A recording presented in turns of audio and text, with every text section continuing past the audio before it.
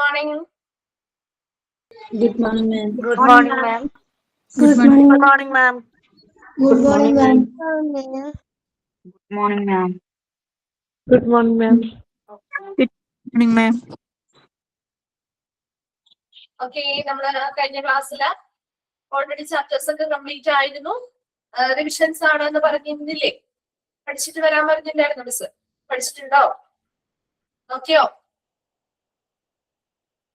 നോക്കിയോ? അപ്പൊ നമുക്ക് ജസ്റ്റ് കുറച്ച് ഭാഗങ്ങളൊക്കെ ഒന്ന് റിവേഴ്സ് ചെയ്യാം കേട്ടോ. അപ്പൊ ആദ്യത്തെ ഫസ്റ്റ് മോഡ്യൂളിൽ തന്നെ നമ്മൾ മിസ് ഏതൊക്കെ ചാപ്റ്റേഴ്സ് എടുത്തിരുന്നേ നോക്കുന്നോ? ഏതൊക്കെ ചാപ്റ്റേഴ്സ് എടുത്തിരുന്നേ? Fourth chapter classification of hospital, fifth chapter അല്ലെ ഡിഫറെന്റ് ഡിപ്പാർട്ട്മെന്റ്സ്, പിന്നെ രണ്ടുള്ളോ 11th അല്ലെ IC അല്ലെ ഇന്റൻസീവ് കെയർ യൂണിറ്റ്. ഇത് മൂന്നെണ്ണമാണ് എടുത്തിട്ടുള്ളത്. ഏതാണ് സെക്കൻഡ് മോഡ്യൂളിലെ അല്ലേ 7 8 ഒക്കെ? ഫസ്റ്റ് മോഡ്യൂളിലെ കാര്യം മിസ് ചോദിച്ചു കേട്ടോ. ഫസ്റ്റ് മോഡ്യൂളിലെ കാര്യമാണ് 4 5 11 കേട്ടോ. 3 ചാപ്റ്റർ ആണ് എടുത്തിരിക്കുന്നത് കേട്ടോ. അപ്പൊ ഫസ്റ്റ് മോഡ്യൂളിലെ കഴിഞ്ഞിട്ട് നമുക്ക് സെക്കൻഡ് മോഡ്യൂളിലേക്ക് കിടക്കാം. അതാണ് കുറച്ചും കൂടി എളുപ്പം, അല്ലെങ്കിൽ അവിടെ നിന്ന് നമുക്ക് പറയണ്ടല്ലോ. അപ്പൊ ഫസ്റ്റ് മോഡ്യൂളില് ക്ലാസിഫിക്കേഷൻ ഓഫ് ഹോസ്പിറ്റലിൽ നിന്ന് കുറച്ച് ക്വസ്റ്റ്യൻസ് ചോദിക്കാം കേട്ടോ. Classification okay. സെക്കൻഡ് മോഡ്യൂളിലേക്ക് വരുമ്പോൾ നമുക്കത് ഡിസ്കസ് ചെയ്യാം കേട്ടോ. അപ്പൊ ഫസ്റ്റ് മോഡ്യൂളിൽ നിന്ന് ക്ലാസിഫിക്കേഷൻ ഓഫ് ഹോസ്പിറ്റലിൽ നിന്ന് കുറച്ച് ക്വസ്റ്റ്യൻസ് ചോദിക്കാം. അതുപോലെ തന്നെ നെക്സ്റ്റ് അടുത്ത ചാപ്റ്റർ ഡിഫറെന്റ് ഡിപ്പാർട്ട്മെന്റ്സിൽ നിന്ന് ചോദിക്കാം. അതിനുശേഷം നമുക്ക് ICUമായി ബന്ധപ്പെട്ട് ചോദിച്ചിട്ട് നെക്സ്റ്റിലേക്ക് പോകാം കേട്ടോ. അപ്പോ സമയമുള്ള പോലെ നമുക്ക് ചെയ്യാം കേട്ടോ. ഓക്കെ, അപ്പൊ നമ്മള് ഫസ്റ്റ് ചാപ്റ്റർ എന്താണ് ക്ലാസിഫിക്കേഷൻ ഓഫ് ഹോസ്പിറ്റൽ ആണ് തുടങ്ങാം കേട്ടോ. അപ്പൊ കുറച്ച് ക്വസ്റ്റ്യൻസ് മിസ് ചോദിക്കും. അപ്പോ ചോദിക്കുമ്പോ തന്നെ ആൻസർ ചെയ്യേണ്ട, ഓപ്ഷൻസും പറയാം കേട്ടോ. ചോദിക്കുമ്പോ തന്നെ ആൻസർ ഒന്നും ചെയ്യേണ്ട, അത് കഴിഞ്ഞ് കഴിയുമ്പോൾ ആൻസേഴ്സ് പറഞ്ഞാൽ മതി. ഓരോ ക്വസ്റ്റ്യൻസും പറഞ്ഞു കഴിയുമ്പോൾ ഏതാണെന്ന് ചോദിക്കുന്ന സമയത്ത് ആൻസർ ചെയ്താൽ മതി കേട്ടോ. അല്ലെങ്കിൽ ചാടി കയറി ഒന്നും ആൻസർ ചെയ്യേണ്ട. നിങ്ങൾക്ക് മനസ്സിലാവാൻ കൂടി വേണ്ടിയിട്ടാണ് കേട്ടോ നമ്മൾ എത്രത്തോളം പഠിച്ചിട്ടുണ്ട് എന്ന് നിങ്ങൾക്ക് സ്വയം വിലയിരുത്തുന്നതിന് വേണ്ടിയിട്ടാണ് ഇത്തരത്തിലുള്ള റിവിഷൻസ് കാര്യങ്ങളൊക്കെ നമ്മൾ കണ്ടക്ട് ചെയ്യുന്നത്. അപ്പോ ടീച്ചേഴ്സിന് ഇവിടെ നിങ്ങൾക്ക് എത്ര മാർക്ക് കിട്ടിയെന്ന് അറിയാൻ വേണ്ടിയിട്ടല്ല, നമ്മൾ സ്വയം വിലയിരുത്താം. ഈ ഭാഗങ്ങൾ ഏതൊക്കെ ഭാഗങ്ങൾ നമ്മൾ നല്ലോണം ഗ്രാസ്പ് ചെയ്തിട്ടുണ്ട്, ഏതൊക്കെ ഭാഗങ്ങൾ നമ്മൾ അധികം പഠിച്ചിട്ടില്ല അല്ലെങ്കിൽ കവർ ചെയ്യേണ്ട ഏതൊക്കെ ഭാഗങ്ങളുണ്ട് എന്നൊക്കെ ഒന്ന് മനസ്സിലാക്കി വെക്കാൻ വേണ്ടിയിട്ടാണ്. ഓക്കെ, അപ്പൊ നമുക്ക് ആ ചാപ്റ്റർ ഒന്നുകൂടി നമുക്കൊന്ന് ഫെമിലിയർ ആവുകയും ചെയ്യാമല്ലോ. അപ്പൊ അതിന് വേണ്ടിയാണ്. അപ്പൊ ഫസ്റ്റ് ചാപ്റ്റർ നമ്മുടെ ക്ലാസിഫിക്കേഷൻ ഓഫ് ഹോസ്പിറ്റൽസുമായി ബന്ധപ്പെട്ട കുറച്ച് ക്വസ്റ്റ്യൻസ് ചോദിക്കാം. അപ്പൊ അതിന്റെ ആൻസേഴ്സ് ഓപ്ഷൻസ് ഏതാന്നുള്ളതൊന്ന് പറഞ്ഞാൽ മതി കേട്ടോ. ആൻസർ ക്വസ്റ്റ്യൻ വായിച്ച് ഓപ്ഷൻസ് വായിച്ചതിന് ശേഷം മാത്രം റിപ്ലൈ ചെയ്യണേ. അപ്പൊ അറിയാത്തവരുണ്ടെങ്കിൽ ഇതിനൊപ്പം അറിയാത്ത ക്വസ്റ്റ്യൻസ് ആണ് എങ്കിൽ അത് നോട്ട് ചെയ്ത് വെക്കുകയും ചെയ്യാം കേട്ടോ. അപ്പൊ അത് പ്രത്യേകമായിട്ട് മിസ് നിങ്ങൾ ക്വസ്റ്റ്യൻ എഴുതിയൊന്നും എടുക്കണം എന്നില്ല, ഒന്ന് ജസ്റ്റ് അണ്ടർലൈൻ ചെയ്ത് വെക്കോ അല്ലെങ്കിൽ നോട്ട് ചെയ്ത് വെച്ചാൽ മാത്രം മതി കേട്ടോ. എഴുതിയെടുക്കണം എന്നൊന്നുമില്ല കേട്ടോ. എഴുതിയെടുക്കണം എന്ന് ഒരുപാട് സമയം വേണ്ടിവരും. അപ്പൊ അതുകൊണ്ട് എഴുതിയെടുക്കൊന്നും വേണ്ട. ഇമ്പോർട്ടന്റ് ആയിട്ടുള്ള ഭാഗങ്ങൾ ഏതാണെന്നൊന്ന് മനസ്സിലാക്കി വെച്ചാൽ ഓക്കെ. എന്റെ ആൻസേഴ്സ് കിട്ടുന്നുണ്ടോ എന്ന് നോക്കാം. Okay, first question, what are the 6 bases for classifying hospital? What are the 6 bases for classifying hospitals? Okay, first option, options വായിക്കുവാണേ. ഓപ്ഷൻസ് വേണോ? അതിന് വേണോ? ഏതൊക്കെയാണെന്ന് പറയാമോ? വെറുതെ ഓപ്ഷൻ പറഞ്ഞ സമയം കളയണ്ടല്ലോ. ഏതാണ്? ഏതൊക്കെയാണ്? ഓരോന്ന് പറയാം. സൈസ് ശരി, സൈസ് ശരിയാണ്. ലെവൽ ഓഫ് കെയർ ശരി, രണ്ടാമത്തത് size, level of care. Next third one ownership, clinical specialities. പിന്നെ അടുത്തത് ഏതാണ്? System of medicine, length of stay അല്ലെ? 6 എണ്ണമാണ് കേട്ടോ. അപ്പൊ അതൊന്ന് പഠിച്ചു വെച്ചേക്കണം. 6 എണ്ണത്തിന്റെയും പേര് കേട്ടോ. Size, level of care, clinical speciality, അതുപോലെ ownership, system of medicine, then length of stay കേട്ടോ. ആ ഓർഡർ തെറ്റിയാലും കുഴപ്പമൊന്നുമില്ല. അതൊന്ന് ആ ഒരു 6 എണ്ണം ഏതാണെന്ന് മനസ്സിലാക്കി വെക്കാം. ഓക്കെ, അത് ക്ലിയർ ആണല്ലോ. രണ്ടാമത്തത്, how is the size of the hospital generally measured? How is the size of a hospital generally measured? Option A, by the number of doctors. Option B എന്താണ്? ക്വസ്റ്റ്യൻ പറഞ്ഞിട്ട് ആൻസർ ഓപ്ഷൻ പറയട്ടെ, എന്നിട്ട് പറഞ്ഞാൽ മതി ട്ടോ. അപ്പൊ ഇവിടെ how is the size, question ശ്രദ്ധിച്ച് കേൾക്കണേ. How is the size of a hospital generally measured? Option A, by the number of doctors. Option B, by the number of beds. Option C, by the number of patients it can handle. Option D, by its total area in square feet. ഇതാണ് എന്തിനെ അടിസ്ഥാനമാക്കിയാ? By the number of beds. എന്ത് number of ബെഡ്സിനെ അടിസ്ഥാനമാക്കിയാണെന്ന് ചോദിച്ചാലോ? Very good. Number of inpatient ബെഡ്സിനെ അടിസ്ഥാനമാക്കി അല്ലെ? അങ്ങനെയും ചോദിക്കാട്ടോ. അപ്പൊ ഇൻപേഷ്യന്റ് ബെഡുകളുടെ അടിസ്ഥാനത്തിലാണ് ഹോസ്പിറ്റലിന്റെ സൈസ് നമ്മൾ മെഷർ ചെയ്യുന്നത് അല്ലെ? ആ ക്വസ്റ്റ്യൻ വ്യക്തമായിട്ട് നിങ്ങൾ ഏതൊരു ക്വസ്റ്റ്യൻ പേപ്പേഴ്സ് വരുന്ന സമയത്ത് എക്സാം ആൻസർ ചെയ്യുമ്പോഴും ആ ക്വസ്റ്റ്യൻ വ്യക്തമായിട്ട് വായിച്ച് ഓപ്ഷനും വായിച്ചിട്ട് വേണം ആൻസർ ചെയ്യാൻ കേട്ടോ. നമ്മുടെ മനസ്സിലേക്ക് വരുന്ന ആൻസേഴ്സ് എന്താ ചിലപ്പോൾ പെട്ടെന്ന് ഓപ്ഷനിൽ വരുമ്പോൾ അതിൽ കൺഫ്യൂഷൻ ഉണ്ടാവാം, അല്ലെങ്കിൽ തെറ്റുകൾ വരാം. ക്വസ്റ്റ്യൻ വ്യക്തമായിട്ട് വായിച്ച് മനസ്സിലാക്കാം, ഓപ്ഷൻസ് വ്യക്തമായിട്ട് വായിക്കുക, എന്നിട്ട് ചൂസ് ചെയ്യാം കേട്ടോ. ചിലപ്പോ ഒന്നിന്റെ രണ്ടെണ്ണം, അതായത് രണ്ട് ഓപ്ഷൻസ് ഉള്ളതാണ് എങ്കിൽ ബോത്ത് എ ആൻഡ് ബി ആയിരിക്കും ചിലപ്പോൾ ആൻസർ വരാം. അപ്പൊ നമുക്ക് ഒരെണ്ണം മാത്രമേ അറിയുള്ളൂ, അല്ലെങ്കിൽ ഒരെണ്ണം മാത്രമേ നമ്മൾ ആൻസർ ചെയ്താൽ ചിലപ്പോൾ തെറ്റിപ്പോകും. അങ്ങനെയുള്ള ക്വസ്റ്റ്യൻസും ഉണ്ടാവാം കേട്ടോ. അപ്പൊ അതുകൊണ്ട് വ്യക്തമായിട്ട് വായിച്ചിട്ട് വേണം ആൻസർ ചെയ്യാനായിട്ട്. അത് നിർബന്ധമായിട്ടും ചെയ്യണം കേട്ടോ. ഒരിക്കലും ഒരു ക്വസ്റ്റ്യൻ പേപ്പേഴ്സ് അല്ലെങ്കിൽ നിങ്ങൾ ഒരു ഓൺലൈൻ എക്സാം അറ്റൻഡ് ചെയ്യുന്ന സമയത്ത് ഒരിക്കലും ടെൻഷൻ അടിച്ച് ചെയ്താൽ നമുക്ക് ഒന്നും കിട്ടാൻ പോകുന്നില്ല. വെറുതെ നമ്മുടെ നമ്മുടെ മൈൻഡ് ബ്ലാങ്ക് ആയി പോവുള്ളൂ. ടെൻഷൻ ഒന്നും അടിക്കേണ്ട ആവശ്യമില്ല. ഇവിടെ നമുക്ക് വളരെ കാം ആൻഡ് റിലാക്സ്ഡ് ആയിട്ട് ഇത് ചെയ്യാൻ പറ്റും. അതിനനുസരിച്ച് നമ്മളൊന്ന് പ്രിപ്പയർ ചെയ്തിട്ടുണ്ടെങ്കിൽ നമുക്ക് വളരെ റിലാക്സ് ചെയ്തിരുന്ന് ചെയ്യാൻ പറ്റുന്ന എക്സാം ആണ് കേട്ടോ. ഒരുപാട് ടെൻഷൻ ഒന്നും അടിക്കണ്ട. കാരണം നിങ്ങൾ നമ്മുടേതായ ഫേസിൽ ഇരുന്ന് തന്നെയാണ് ചെയ്യുന്നത് അല്ലെ? നമ്മളൊരു ഒരു എക്സാം സെന്ററിലൊക്കെ പോയിരിക്കുമ്പോൾ നമുക്ക് കുറച്ച് പ്രഷർ കൂടുതലായിരിക്കും, നമുക്ക് ടെൻഷൻ കൂടുതലായിരിക്കും. അതേസമയം നമ്മൾ നമ്മുടെ വീട്ടിലിരുന്ന് അല്ലെങ്കിൽ നമ്മൾ എവിടെയാണോ നിൽക്കുന്നത് അവിടെ ഇരുന്ന് തന്നെയല്ലേ നമ്മൾ എക്സാം എഴുതുന്നത്. നമ്മളെ വേറെ രീതിയിലുള്ള ഡിസ്റ്റർബൻസോ കാര്യങ്ങളോ ഒന്നും നമുക്ക് വരാനായിട്ടുള്ള സാധ്യതകളില്ല. അപ്പൊ നമ്മൾ കിട്ടുന്ന സമയം നിങ്ങൾ കോൺസെൻട്രേറ്റ് ചെയ്ത് വായിച്ച് അത് ചെയ്ത് തീർക്കാന്നുള്ളതാണ്. അപ്പൊ അതിന് ഒരുപാട് ടൈം ലാഗ് വരുത്താതെ, ഒരുപാട് സമയം ഒരു ക്വസ്റ്റ്യൻ തേടി തന്നെ ഇരിക്കാതെ ആ ഒരു ക്വസ്റ്റ്യൻ അറിയില്ല എങ്കിലും ശരി, അതിന് വേണ്ടിയിട്ട് കുറെ സമയം വെച്ചിരിക്കരുത്.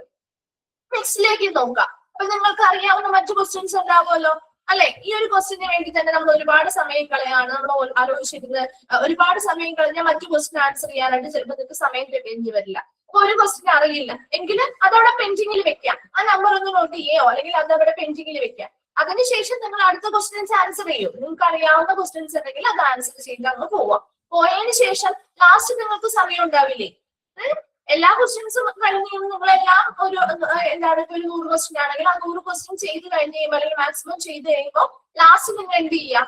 ഒന്നുകൂടി ചെക്ക് ചെയ്യുക. ഇനിയൊന്നും അപ്പൊ നമുക്ക് സമയം ഉണ്ടെന്നുണ്ടെങ്കിൽ നിങ്ങൾക്ക് അറിയാൻ പറ്റുമല്ലോ എത്ര സമയം ബാക്കിയുണ്ട്. അപ്പൊ അതിനനുസരിച്ച് നമുക്ക് പിന്നെയും ഒന്നുകൂടി ചെയ്യാം. നമ്മൾ അറ്റൻഡ് ചെയ്യാത്ത ക്വസ്റ്റ്യൻസോ അല്ലെങ്കിൽ അറ്റൻഡ് ചെയ്ത ക്വസ്റ്റ്യൻസോ ഒക്കെ ഒന്നുകൂടി നമുക്ക് റിവൈസ് ചെയ്യാനും നോക്കാനൊക്കെ ഉള്ള സമയം ഉണ്ടാവും കേട്ടോ. അല്ലാതെ ഒരു ക്വസ്റ്റ്യൻ കിട്ടിയില്ല എന്ന് വെച്ചാൽ അതിൽ തന്നെ ഇരിക്കരുത്. അടുത്ത ക്വസ്റ്റ്യൻസ് നിങ്ങൾക്ക് അറിയാവുന്ന ആൻസർ ചെയ്ത് പോവാം കേട്ടോ. ഒരിക്കലും സമയം അല്ലാതെ വെറുതെ അങ്ങനെയാണ് കൂടുതൽ പേരുടെയും സമയം പോകുന്നത്.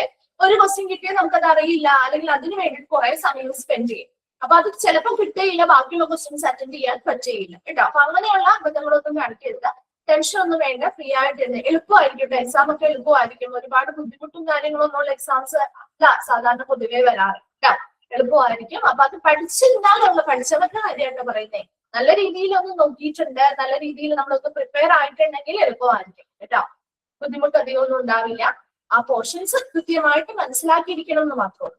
ഓക്കെ, ഇനി next question. What is the bed capacity of a small hospital? ഒരു സ്മോൾ ഹോസ്പിറ്റലിന്റെ ബെഡ് കപ്പാസിറ്റി എത്രയാണ്? ഓപ്ഷൻസ് വേണ്ടല്ലോ, വേണം. അതെ, 30 or less അല്ലെ? 30ഓ അതിൽ കുറവോ അല്ലെ? അതാണ് ഒരു സ്മോൾ ഹോസ്പിറ്റലിന്റെ ബെഡ് കപ്പാസിറ്റി. അത് ഇമ്പോർട്ടന്റ് ആയിട്ട് പഠിച്ചിരിക്കണം കേട്ടോ. അത് നിങ്ങൾക്ക് മാറിപ്പോവാന്ന സെക്ഷൻ ആണ്. സ്മോൾ ഹോസ്പിറ്റലിന്റെ ബെഡ് കപ്പാസിറ്റി, മിഡ് സൈസ്ഡ് ആയിട്ടുള്ള ലാർജ് ഹോസ്പിറ്റലിന്റെ ഒക്കെ ആ ഒരു റേഞ്ച് കൃത്യമായിട്ട് പഠിച്ചു വെക്കണേ. 30 അപ്പൊ ഓപ്ഷനിലെ എല്ലാ ഓപ്ഷൻസും ഉണ്ടാവും കേട്ടോ. 30 or less ഉണ്ടാവും, 30 above ഉണ്ടാവും, അല്ലെങ്കിൽ 100 to 200 ഉണ്ടാവും. അങ്ങനെയൊക്കെ ഓപ്ഷൻസ് ഉണ്ടാവും. അപ്പൊ കൺഫ്യൂഷൻ വരാതിരിക്കണമെങ്കിൽ എപ്പോഴും ഒരു സ്മോൾ ഹോസ്പിറ്റലിന് എത്രയാണ്, മിഡ് സൈസ്ഡ് ഹോസ്പിറ്റലിന് എത്രയാണ്, അല്ലെങ്കിൽ ഒരു ലാർജ് ഹോസ്പിറ്റലിന് എത്രയാണെന്ന് വ്യക്തമായിട്ട് മനസ്സിലാക്കി വെച്ചേക്കണേ. അടുത്തത്, what is the typical bed capacity of A mid sized hospital? എത്രയാണ്? അതെ, 30 to 100 ബെഡ്സ് കേട്ടോ. 30 to 100 ബെഡ്സ്. ഈ ഒരു ചാപ്റ്റർ വളരെ എളുപ്പമാണ്. പക്ഷെ വ്യക്തമായിട്ടത് മനസ്സിലാക്കി വെച്ചാൽ നിങ്ങൾക്ക് എളുപ്പത്തിൽ ആൻസർ ചെയ്യാൻ പറ്റും കേട്ടോ. 30 to 100 ബെഡ്സ് ആണ്. ഇനി what kind of services are usually outsourced in A mid sized hospital? What kind of services are usually outsourced in a mid-sized hospital? Non clinical services ആയിട്ടുള്ള ഏതൊക്കെയാണ് പ്രധാനമായിട്ട് നമ്മൾ അവിടെ മെൻഷൻ ചെയ്തിരിക്കുന്നത്? ഫുഡ് സർവീസ്, അതുപോലെ laundry. Very good. Food service, laundry അല്ലെ? Okay. ഇനി how are large hospital defined by their size? How are large hospitals defined by their size? എത്രയാണ് അടുത്ത റേഞ്ച്? മോർ ദാൻ 100 ബെഡ്സ് അല്ലെ? 100 ബെഡ്സ്, മോർ ദാൻ 100 ബെഡ്സ് കേട്ടോ. ആ ഒരു range മനസ്സിലാക്കി വെക്കണേ.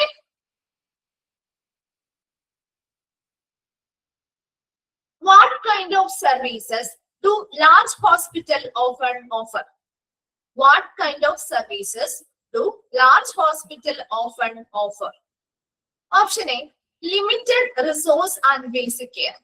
Option B, basic medical care for simple ailments. Option C, multiple specialty and super specialty services. Option D, outpatient consultation only. ഏതാണ്? C അല്ലെ? Multiple specialty and super specialty services അല്ലെ? Then what are the 3 levels of care used to classify hospital? ഏതൊക്കെയാണ്? What are the 3 levels of care used to classify hospital? പറയാം. Primary. ഏതൊക്കെയാ? Primary മാത്രമല്ലോ.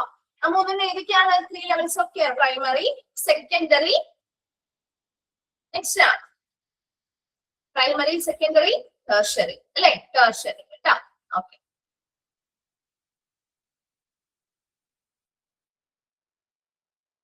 What kind of medical care is provided at primary care hospitals? What kind of medical care is provided at primary care hospital? ഏത് kind of medical care ആണ്? Basic ആയിട്ടുള്ള medical care. അതായത് അവിടെ എന്തായിരിക്കും? എന്തൊക്കെ വരാം? ഒരു സൂപ്പർ സ്പെഷ്യാലിറ്റി കെയർ ആണോ? അല്ല അല്ലെ? അതെ. അഡ്വാൻസ്ഡ് ആയിട്ടുള്ള കെയറുകൾ ഉണ്ടോ?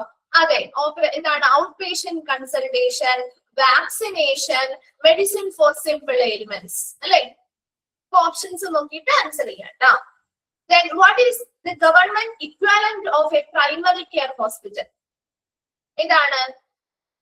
What is the government equivalent of a primary care hospital? PHC അല്ലെ?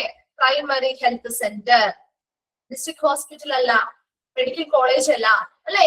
കമ്മ്യൂണിറ്റി ഹെൽത്ത് സെന്റർ അല്ല. PHC അല്ലെ? Primary health centre. എന്തോ PHCയുടെ എക്സ്പാൻഡഡ് ഫോമും ചോദിക്കാറുണ്ട്. എപ്പോഴും ചോദിച്ചു കണ്ടിട്ടുണ്ട് കേട്ടോ.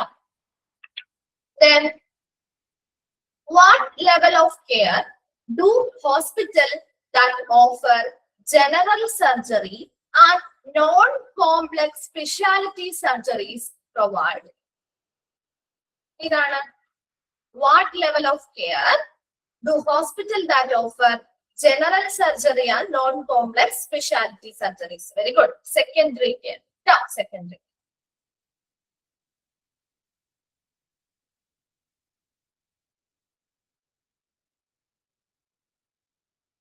What level of care are most small and mid-sized private hospital generally described as offering? Option A, primary care. Option B, secondary care. Option C, tertiary care. And option D, super specialty care. ഏതാണ്? Small and mid sized ഹോസ്പിറ്റലിന്റെ കാര്യമാട്ടോ പറയുന്നത്. Small and mid sized hospital, private hospitals ഏതാണ്? ഏതെങ്കിലും ഒന്ന് ഉറപ്പിച്ചു പറഞ്ഞേ. Primary ആണോ, secondary ആണോ, ടെർഷറി ആണോ? അത് മാത്രമേ നിങ്ങൾക്ക് കൺഫ്യൂഷൻ ഉണ്ടാവുള്ളൂ. മറ്റേ സൂപ്പർ സ്പെഷ്യാലിറ്റി അല്ലാന്ന് അറിയാം അല്ലെ? ഏതാണോ ഒന്ന് ഉറപ്പിച്ച് പറഞ്ഞേ. സെക്കൻഡറി അല്ലേ? സെക്കൻഡറി അല്ലേ നമ്മൾ പഠിച്ചത്? ഒരുപാട് പേർക്ക് കൺഫ്യൂഷൻ വരുന്നുണ്ട് കേട്ടോ. സെക്കൻഡറി ആണേ, അത് മാറിപ്പോവരുത്. അപ്പൊ അങ്ങനെയുള്ള ക്വസ്റ്റ്യൻസ് ഒക്കെ ഒന്നുകൂടെ ഒന്ന് ആലോചിച്ചിട്ട് വേണം ആൻസർ ചെയ്യാൻ കേട്ടോ. ഇനി നെക്സ്റ്റ്,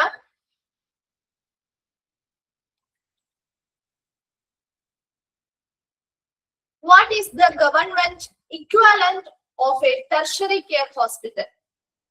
ഏതാണ് ഓപ്ഷൻ? വേണോ ഇതിന്? Tertiary care hospital, medical college അല്ലെ? മെഡിക്കൽ കോളേജ് ആണ്. ടെർഷറി എന്ന് പറയുമ്പോൾ നിങ്ങളുടെ മനസ്സിലേക്ക് ആദ്യം വരേണ്ടത് മെഡിക്കൽ കോളേജ് ആണ് കേട്ടോ. അപ്പൊ അതിലേക്ക് വേറൊരു ഓപ്ഷൻ ഒന്നും വേണ്ട, കാരണം മെഡിക്കൽ കോളേജ് തന്നെയാണ്. അപ്പൊ ഇവിടെ ഓപ്ഷൻ ഇല്ലാതെ തന്നെ ഒരുപാട് പേര് പറഞ്ഞിരുന്നു.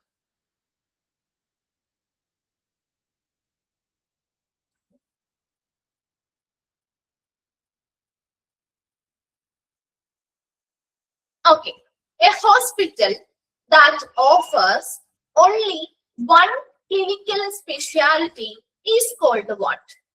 A hospital that offers only one clinical specialty is called what? എന്താണ് one specialty എന്താണ് ഉദ്ദേശിക്കുന്നത്? ഓപ്ഷൻ വേണോ? Option A multi speciality hospital, option be super speciality hospital, option C primary care hospital, option D single speciality hospital. ഏതാണ്? Option D അല്ലെ? ഒരൊറ്റ clinical care speciality മാത്രമേ കൊടുക്കുന്നുണ്ടെങ്കിൽ അതിന് നമ്മൾ എന്ത് വിളിക്കും? സിംഗിൾ സ്പെഷ്യാലിറ്റി ഹോസ്പിറ്റൽ എന്ന് വിളിക്കാം. ഒന്നിലധികമാണ് എങ്കിൽ മൾട്ടി സ്പെഷ്യാലിറ്റി എന്ന് പറയും അല്ലെ?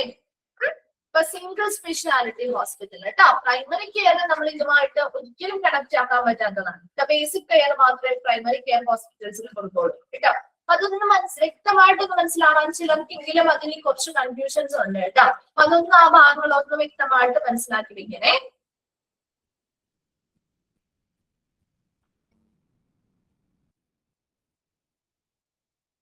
ഇനി അടുത്ത next question. AIMS, AIMS and PGIs are example of which type of hospital based on ownership? ഏതാണ്? ഓപ്ഷൻസ് വേണം. Central government hospital, municipal hospital, state government hospital, PSU hospital. ഏതാ? സെൻട്രൽ ഗവൺമെന്റ് ഹോസ്പിറ്റൽ എക്സാമ്പിൾ ആണ്. അപ്പൊ അങ്ങനെയും ചോദിക്കാട്ടോ.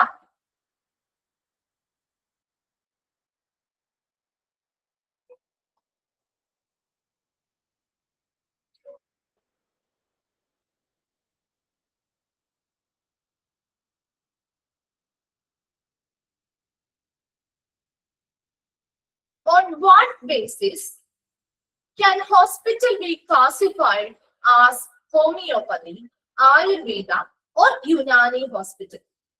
What basis can hospital be classified as homeopathy, Ayurveda or Unani system?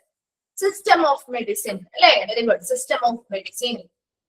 Then on the basis of length of stay, hospital can be classified as what? On the basis of length of stay, hospital can be classified as two ആണ്. ഏതൊക്കെയാണത്? അത് ഏതൊക്കെയാണെന്ന് കൂടി മനസ്സിലാക്കി വെക്കണം. Short stay and long stay. Okay. ഇനി in a short stay hospital, a patient is typically admitted for what period? എത്ര period ആണ് short stay hospital? ഏതാണ്? 1 or 2 days or up to 20 days അല്ലെ? അപ്പൊ അങ്ങനെ നേരെ തിരിച്ചും ചോദിക്കാം കേട്ടോ. അപ്പൊ ഓരോ ഹോസ്പിറ്റലിൽ 1 or 2 days അല്ലെങ്കിൽ 20 days അഡ്മിറ്റ് ആവുന്നതിന് നമ്മൾ ഏത് ടൈപ്പ് ഓഫ് ഏത് ലെങ്ത് ഓഫ് സ്റ്റേ ആണെന്ന് ഉദ്ദേശിക്കുന്നത്? ഷോർട്ട് സ്റ്റേ ആണോ, ലോങ് സ്റ്റേ ആണോ എന്നും നേരെ തിരിച്ചു ചോദിച്ചാലും അത് ആൻസർ ചെയ്യാൻ പറ്റണം കേട്ടോ.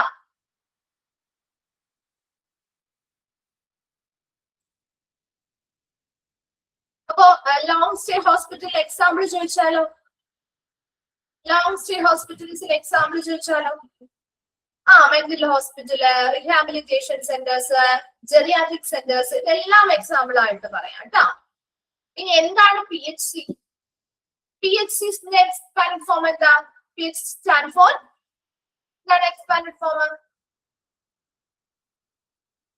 Primary health centre. Primary health centre. അപ്പൊ അതിന്റെ അതൊന്നും മാറി പോകരുതേ. അതുപോലെ തന്നെ CHCയുടെ പഠിച്ചു വെക്കണം. അതൊക്കെ എപ്പോഴും ചോദിച്ചു കണ്ടിരിക്കുന്ന അബ്രിവേഷൻ ആണ്. അതുപോലെ വർക്കറിന്റെ ആശാ വർക്കറുമായി ബന്ധപ്പെട്ട് നമ്മൾ anganwadi worker, accredited social health activist, അങ്ങനെയുള്ള ഓപ്ഷൻസ് ഒക്കെ വരും കേട്ടോ. അപ്പൊ അതിന്റെയൊക്കെ എക്സ്പാൻഡ് ഫോം ഒന്ന് പഠിച്ചു വെച്ചേക്കണേ.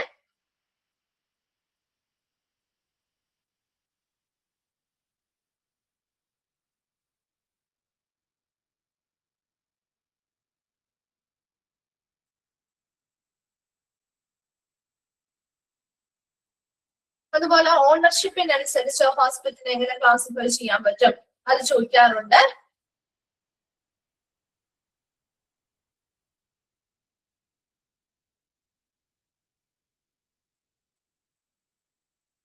പ്രൈവറ്റ് ആൻഡ് പബ്ലിക്, അതുമായി ബന്ധപ്പെട്ട ഓപ്ഷൻസ് എല്ലാം പഠിച്ചു വെച്ചേക്കണം കേട്ടോ. അപ്പൊ അത്തരത്തിലുള്ള ക്വസ്റ്റ്യൻസ് വന്നാലും എഴുതാനായിട്ട് അറിഞ്ഞിരിക്കണം. ഓക്കെ, അപ്പൊ പ്രധാനപ്പെട്ട കുറച്ച് ക്വസ്റ്റ്യൻസ് ഒക്കെ മിസ് ആ ഒരു ചാപ്റ്റർ എന്ന് പറഞ്ഞിട്ടുണ്ട്.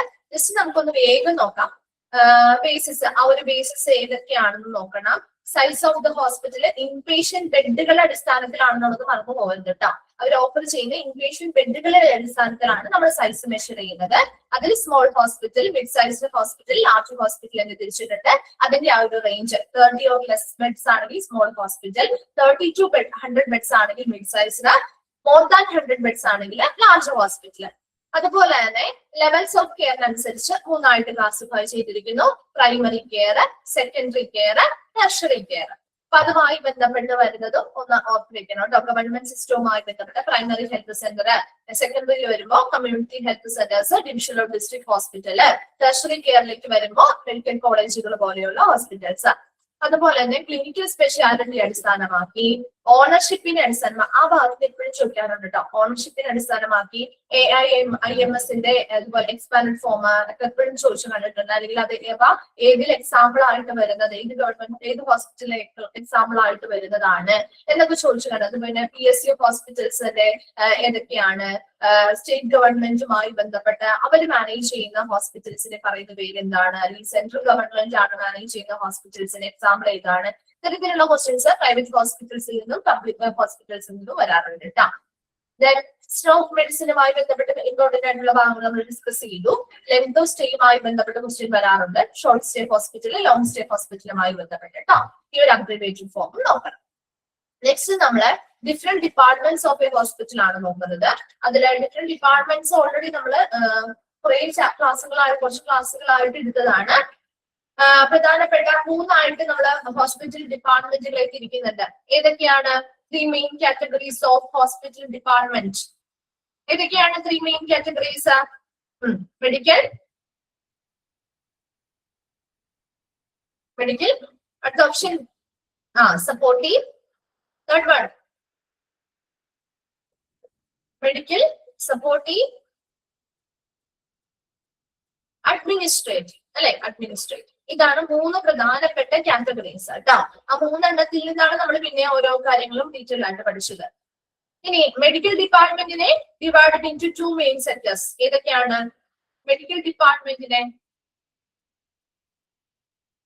OPD ആൻഡ് IPD അല്ലെ? ഔട്ട് പേഷ്യന്റ് ഡിപ്പാർട്ട്മെന്റും ഇൻപേഷ്യന്റ് ഡിപ്പാർട്ട്മെന്റ് ആയിട്ട് തിരിച്ചിട്ടുണ്ട്. ദെൻ കാഷ്വാലിറ്റി ഒരു എമർജൻസി ഡിപ്പാർട്ട്മെന്റിനെ മറ്റൊരു പേര് എന്താ? കാഷ്വാലിറ്റി ഒരു എമർജൻസി ഡിപ്പാർട്ട്മെന്റിന്റെ മറ്റൊരു പേരെന്താ? ഓൾറെഡി 2 പേര് നമ്മൾ പറഞ്ഞു. കാഷ്വാലിറ്റി, എമർജൻസി ഡിപ്പാർട്ട്മെന്റ് പറഞ്ഞു. അടുത്തൊരു പേരും കൂടി ഇല്ലേ? 3 പഠിച്ചില്ലേ നമ്മൾ? ആക്സിഡന്റ് ആൻഡ് എമർജൻസി ഡിപ്പാർട്ട്മെന്റ് കേട്ടോ. ഇത് പറഞ്ഞു പോകരുതേ. അതുപോലെ തന്നെ ഓരോ ഡിപ്പാർട്ട്മെന്റിന്റെയും പ്രവർത്തനങ്ങൾ കേട്ടോ. Then which department deal with the problems of the human heart or circulation?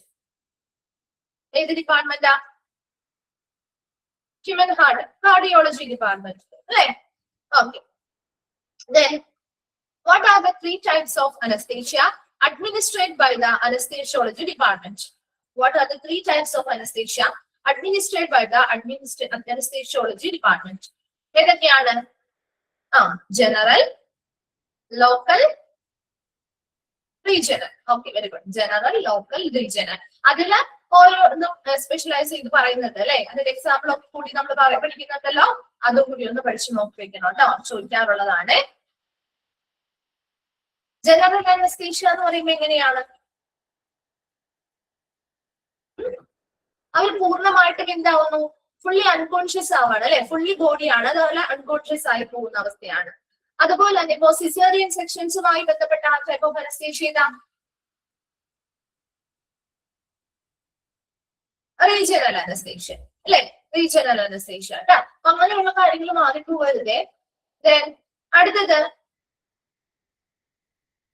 the dermatology department deal with the diagnosis and treatment of diseases of what? Dermatology department skin മാത്രമല്ലോ. സ്കിൻ ബാക്കി ഓപ്ഷൻ പറയട്ടെ. Skin hair nail കേട്ടോ. അത് മൂന്നും ഉണ്ടേ, മാറിപ്പോവരുത് കേട്ടോ. Skin മാത്രമല്ല, നിങ്ങൾ മനസ്സിലാക്കി കേട്ടോ. ഹെയർ, നെയില് മുതലായവ. What is the another name for an ENT surgeon or specialist? What is the another name for an ENT surgeon or specialist? എന്താണ്? ENT സർജൻ അല്ലെങ്കിൽ സ്പെഷ്യലിസ്റ്റിന്റെ മറ്റൊരു പേരെന്താ? പഠിച്ചില്ലേ നമ്മള്? ഫെമിലിയർ അല്ലാത്തൊരു പേര് പഠിച്ചില്ലേ? ഇതാണ് ഒരു റിപ്ലൈ ഇല്ലാത്ത. നോക്കിയില്ലേ ഡിപ്പാർട്ട്മെന്റ്?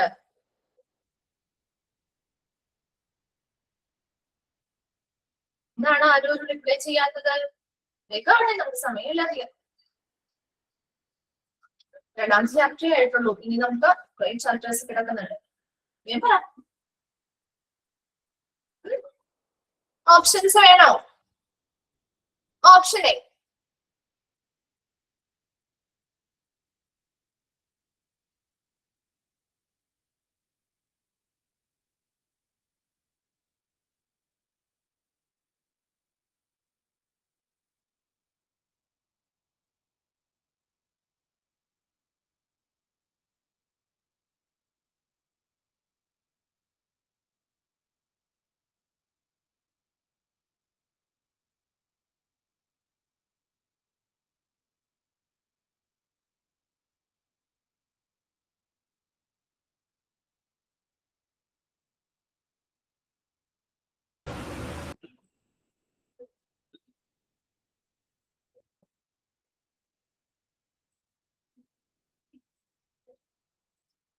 ക്ലിയർ ആണോ?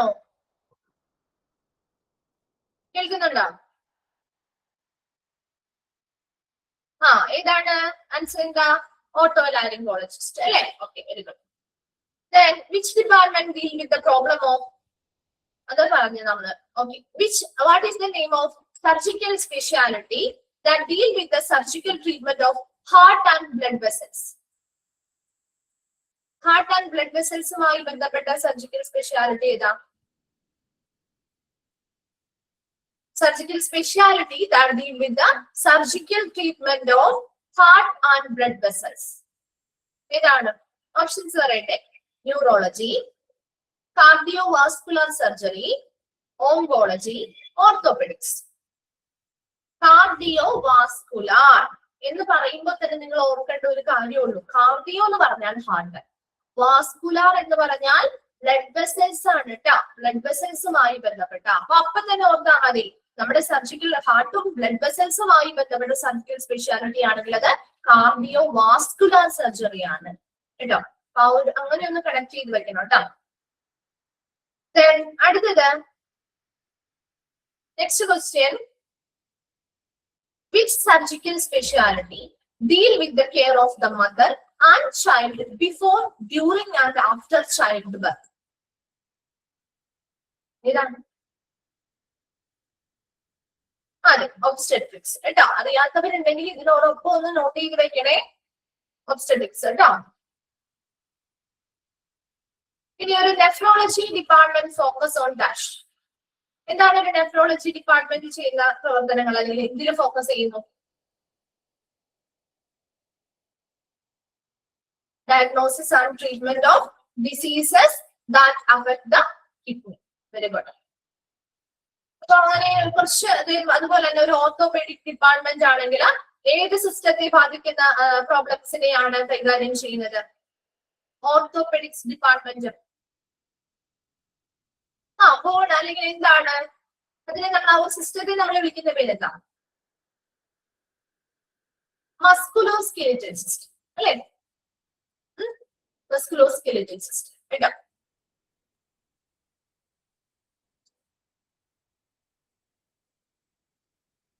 What does the oncology department treat? Oncology department treating all kinds of cancer and blood disorders. Now, what are the three major areas of oncology? What are the three major areas of oncology? Medical, surgical and radiation.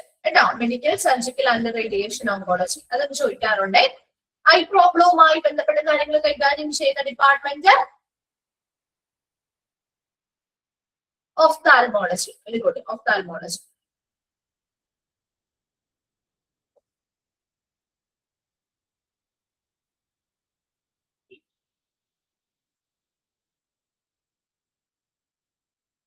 Which department is responsible for keeping all hospital instruments clean and sterilized? Which department is responsible for keeping all hospital instruments clean and sterilized? CSST. Very good. CSST. അതുപോലെ തന്നെ house keeping ഡിപ്പാർട്ട്മെന്റിന്റെ role എന്താണെന്ന് ചോദിച്ചാല് ലബോറട്ടറിയുമായി ബന്ധപ്പെട്ടൊക്കെ ചോദിച്ചാലും ഒക്കെ എഴുതാൻ അറിഞ്ഞിരിക്കണം കേട്ടോ. അപ്പോ പ്രധാനപ്പെട്ട കുറേയധികം നമ്മൾ പറഞ്ഞിട്ടുണ്ട്. ബാക്കി നിങ്ങൾ ജസ്റ്റ് ഒന്ന് വായിച്ച് മനസ്സിലാക്കാം കേട്ടോ. അത് എല്ലാ ഡിപ്പാർട്ട്മെന്റിലും ഇമ്പോർട്ടന്റ് ആണ്. ഇത് ഇമ്പോർട്ടന്റ് ആയിട്ട് തന്നെ പഠിച്ചു വെക്കാം. ഓക്കെ ഡിപ്പാർട്ട്മെന്റിന്റെ ആ ഒരു 3 ഡിവിഷൻസ് നോക്കുക. പ്രധാനപ്പെട്ട ഡിവിഷൻസ് അതിൽ ഔട്ട് പേഷ്യന്റ് ഡിപ്പാർട്ട്മെന്റ്, കാഷ്വാലിറ്റി, നമ്മൾ ഓരോ ഡിപ്പാർട്ട്മെന്റിനെ കുറിച്ചും പഠിച്ചിട്ടുണ്ടായിരുന്നു. അതിലെ പ്രധാനപ്പെട്ട ഭാഗങ്ങൾ നോട്ട് ചെയ്യാനും പറഞ്ഞിട്ടുണ്ടായിരുന്നു. അതൊന്ന് നോട്ട് ചെയ്ത് വെക്കണം കേട്ടോ. അപ്പൊ അത് ഓരോ ഡിപ്പാർട്ട്മെന്റും എന്തിനു വേണ്ടി അല്ലെങ്കിൽ എന്തിനെ കൈകാര്യം ചെയ്യുന്നത് നിർബന്ധമായിട്ടും പഠിച്ചു വെക്കണം.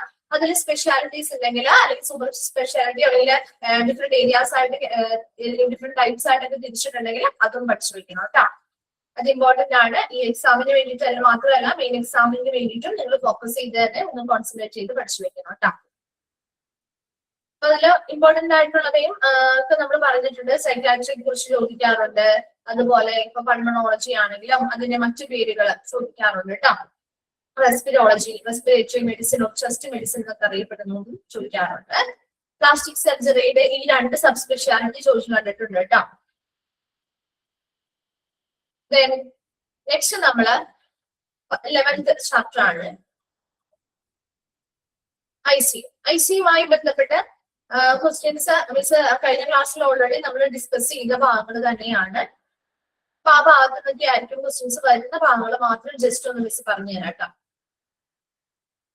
കഴിഞ്ഞ ക്ലാസ്സിൽ ഓൾറെഡി നമ്മൾ പറഞ്ഞതാണ് ICU എന്താണെന്ന് നിർബന്ധമായിട്ട് നിങ്ങൾ പഠിച്ചു വെച്ചിരിക്കണം. അതുപോലെ തന്നെ കോമൺ ടൈപ്സ് ഓഫ് ICU. അപ്പൊ അതില് ഇങ്ങനെ തിരിച്ചു ചോദിക്കാം. ഹാർട്ടുമായി ബന്ധപ്പെട്ട പ്രോബ്ലംസിനെ കൈകാര്യം ചെയ്യുന്ന അല്ലെങ്കിൽ അതിന് ക്രിട്ടിക്കൽ ആയിട്ടുള്ള അത്തരം പ്രോബ്ലംസ് ഉള്ള പേഷ്യൻസിനെ നല്ല രീതിയിൽ വളരെ തീവ്രമായിട്ടുള്ള ഇന്റൻസീവ് ആയിട്ടുള്ള കെയർ കൊടുക്കുന്ന യൂണിറ്റ് ഏതാണ്? കാർഡിയാക് ICU ആണ് അല്ലെങ്കിൽ ഇന്റൻസീവ് കെയർ യൂണിറ്റ് ആണ്. അത്തരത്തിലുള്ള രീതിയിലുള്ള തിരിച്ചു ചോദിക്കുമ്പോഴും കിട്ടണം. അതുപോലെ എക്സ്പാൻഡഡ് ഫോം ചോദിച്ചാലും എഴുതാൻ അറിഞ്ഞിരിക്കണം. അത് ഈ ഭാഗത്ത് നിന്ന് വരാവുന്ന ക്വസ്റ്റ്യൻ ആണ്. ഓപ്പൺ യൂണിറ്റ് എന്താണ്? ക്ലോസ്ഡ് യൂണിറ്റ് എന്താണ്? ഒരു ഓപ്പൺ യൂണിറ്റിന്റെ ഡ്രോബാക്ക് എന്താണെന്ന് ചോദിക്കാം. അല്ലെങ്കിൽ ക്ലോസ്ഡ് യൂണിറ്റിന്റെ എന്താണ് ഹെൽപ്ഫുൾ ആയിട്ടുള്ള അല്ലെങ്കിൽ ബെനിഫിറ്റ്സ് എന്താണെന്ന് ചോദിക്കാം. അങ്ങനെയും ചോദിക്കാം. അതുപോലെ ഈ ഒരു ഭാഗത്ത് നിന്ന് പ്രധാനമായിട്ടും ആ നേഴ്സ് പേഷ്യന്റ് റേഷ്യോ ആണ് സാധാരണയായിട്ട് ചോദിച്ചു കണ്ടിരിക്കുന്നത്. അതുപോലെ ഓക്സിലറി പേഴ്സൺസിൽ വരുന്നത് ആരാണെന്ന് ചോദിക്കാറുണ്ട് കേട്ടോ. അപ്പൊ അതില് ഒരു മെഡിക്കൽ സ്റ്റാഫിനെയോ അല്ലെങ്കിൽ ഡോക്ടറെയോ നഴ്സിംഗ് സ്റ്റാഫിനെയോ കൊണ്ടുവന്ന ഓപ്ഷൻ ആയിട്ട് ഇടും. അപ്പൊ നമുക്ക് മനസ്സിലാവുമല്ലോ ഓക്സിലറി പേഴ്സൺ എന്നത് ഓക്സിലറി എന്ന് പറയുമ്പോൾ എടുക്കുമ്പോൾ തന്നെ നിങ്ങൾ പറയാം ഓർക്ക ഹെൽപ്പിംഗ് ഹാൻഡ്സ് ആണ്. നമുക്ക് ഹെൽപ്പ് ചെയ്യാൻ വേണ്ടിയിട്ടുള്ള സ്റ്റാഫുകളാണ്, സഹായിക്കുന്ന. അപ്പൊ അവിടെ നമുക്കറിയാം ഐസിയു ടെക്നീഷ്യൻ ആണെങ്കിലും നഴ്സിംഗ് എയ്ഡ്സ്, ഇപ്പൊ വാർഡ് ബോയോ ഫീമെയിൽ അറ്റൻഡൻസോ സ്വീപ്പേഴ്സോ ഇവരൊക്കെ നമുക്ക് സഹായിക്കുന്നതിന് വേണ്ടിയിട്ട് നിൽക്കുന്ന ആളുകളല്ലേ. അത്തരം ആളുകളാണ് ഓക്സിലറി പേഴ്സണൽ എന്ന് പറയുന്നത്. അപ്പൊ അത് മാറിപ്പോവാതെ ഓപ്ഷനിൽ നിന്ന് ചിലപ്പോൾ ഇൻക്ലൂഡഡ് ആവാത്തത് ഏതെന്ന് ചോദിക്കാം, ഇൻക്ലൂഡഡ് ആയത് ഏതെന്ന് ചോദിക്കാം. അങ്ങനെയും ചോദിച്ചാൽ ആൻസർ ചെയ്യാൻ അറിഞ്ഞിരിക്കണേ. പിന്നെ പ്രധാനമായിട്ടും രജിസ്ട്രാറിന്റെ ആ ഒരു ലാസ്റ്റ് പോയിന്റ് ഉണ്ടോ, ആ ഒരു സീനിയർ റെസിഡന്റിന്റെ ഡ്യൂട്ടി അത് നോക്കണം, ജൂനിയർ റെസിഡന്റിന്റെ ആ ഒരു ഡ്യൂട്ടി നോക്കണം. അതുപോലെ ആ ഒരു ICU അഡ്മിഷൻ ക്രൈറ്റീരിയയുമായി ബന്ധപ്പെട്ട കാര്യങ്ങൾ ഇൻക്ലൂഡഡ് ആയത് ഏത് അല്ലെങ്കിൽ ഇൻക്ലൂഡഡ് അല്ലാത്തത് ഏതെന്ന് ചോദിക്കാറുണ്ട്. ദെൻ റൗണ്ട്സ് ഏത് സമയത്താണെന്ന് ചോദിക്കാറുണ്ട്, 9 to 11 AM, അതൊന്ന് ഓർത്ത് വെച്ചേക്കണം. അതുപോലെ ഡിസ്ചാർജ് പ്രൊസീജിയറുമായി ഇപ്പൊ ഒരു പേഷ്യൻസ് ICUള്ള ഒരു പേഷ്യന്റ് റിക്കവർ ആയി സ്റ്റഡി ആയി, ദെൻ അടുത്ത പ്രൊസീജിയർ എന്താണ് ചെയ്യാൻ നമ്മള്? അവരെ ട്രാൻസ്ഫർ ചെയ്യോ റെഫറൽ ചെയ്യോ എന്താണ് നമ്മൾ ചെയ്യാം? ഡിസ്ചാർജ് ആണ് ചെയ്യുക അല്ലെ. അവിടെ സ്റ്റഡി ആണ്, റിക്കവർ ആയ ഒരു സ്റ്റഡി ആയ നമ്മൾ ഓട്ടോമാറ്റിക്കലി അവരെ ഡിസ്ചാർജ് ചെയ്യും അല്ലെ, ICUവിൽ നിന്ന് ഡിസ്ചാർജ് ചെയ്യാണ് ചെയ്യുക. അത്തരത്തിലുള്ള കാര്യങ്ങൾ ചോദിക്കാം. അതുപോലെ തന്നെ റെസ്പോൺസിബിലിറ്റി, ഇത് ആരുടെ റെസ്പോൺസിബിലിറ്റി ആണ്, ഓരോന്നും ആരുടെ റെസ്പോൺസിബിലിറ്റി ആണെന്നുള്ളത് ചോദിക്കാറുണ്ട് കേട്ടോ. സീനിയർ ആൻഡ് ജൂനിയർ സ്റ്റാഫുകൾക്ക് ടീച്ചിങ് ആൻഡ് സൂപ്പർവിഷൻ നൽകേണ്ടത് ആരുടെ റെസ്പോൺസിബിലിറ്റി ആണ്, കണ്ടിന്യൂറ്റി ഓഫ് ക്ലിനിക്കൽ കെയർ കൊടുക്കേണ്ടത് ആരുടെ റെസ്പോൺസിബിലിറ്റി ആണെന്നൊക്കെ ചോദിക്കാം. അതുപോലെ ഹോസ്പിറ്റൽ അഡ്മിനിസ്ട്രേഷൻ ഉറപ്പുവരുത്തേണ്ട കാര്യങ്ങളും ഫസ്റ്റ് പോയിന്റ് ചോദിക്കാറുണ്ട് കേട്ടോ. ICU യൂണിറ്റ് സെക്രട്ടറി ആണ് first person family members visitors ഒക്കെ മീറ്റ് ചെയ്യുന്ന ഫസ്റ്റ് പേഴ്സൺ എന്ന് പറയുന്നത്. അതുപോലെ തന്നെ ഇപ്പൊ ആ ഒരു പേഷ്യൻസിന്റെ മെഡിക്കൽ സ്റ്റാറ്റസ് അതുമായി ബന്ധപ്പെട്ട കാര്യങ്ങളൊക്കെ അപ്ഡേറ്റ് ചെയ്യുന്നതും അതുമായി ബന്ധപ്പെട്ട ഇൻഫർമേഷൻസ് കൊടുക്കുന്നതിനായിട്ട് പറ്റിയില്ലെങ്കിൽ അവരെ മറ്റ് ബന്ധപ്പെട്ട റൈറ്റ് ഡയറക്ഷനിലേക്ക് പറഞ്ഞു വിടേണ്ടതും ഒരു ICU സെക്രട്ടറി ആണ്. അവർ തന്നെയാണ് ഡിപ്പാർട്ട്മെന്റുമായി ബന്ധപ്പെട്ട കാര്യങ്ങൾ മെസ്സേജസ് പ്രോപ്പർ ആയിട്ട് കോൾസ് അറ്റൻഡ് ചെയ്യേണ്ടതും പ്രോപ്പർ ആയിട്ട് ചെയ്യേണ്ടതും ക്ലിനിക്കൽ വർക്കുകൾ ചെയ്യേണ്ടതും എന്നൊക്കെ ഒന്ന് ജനറൽ ആയിട്ട് മനസ്സിലാക്കിയിരിക്കാൻ. ഇത്രയും മാത്രമേ ICUമായി ബന്ധപ്പെട്ട സാധാരണയായി ചോദിക്കുന്ന ക്വസ്റ്റ്യൻസ് ഉള്ളൂ കേട്ടോ. അടുത്തത് നമ്മുടെ മൊഡ്യൂൾ 2ലേക്ക് കിടക്കാണ്. മൊഡ്യൂൾ 2-ല് ഏതൊക്കെ ചാപ്റ്റർ ആണ് എടുത്തത്? ഓർക്കുന്നോ? ബ്ലഡ് ബാങ്ക് എടുത്തു അല്ലെ. ഫസ്റ്റ് ബ്ലഡ് ബാങ്ക് ആണ് എടുത്തത്. ഓർഡറിൽ തന്നെ നമ്മളൊന്ന് പോകാം കേട്ടോ.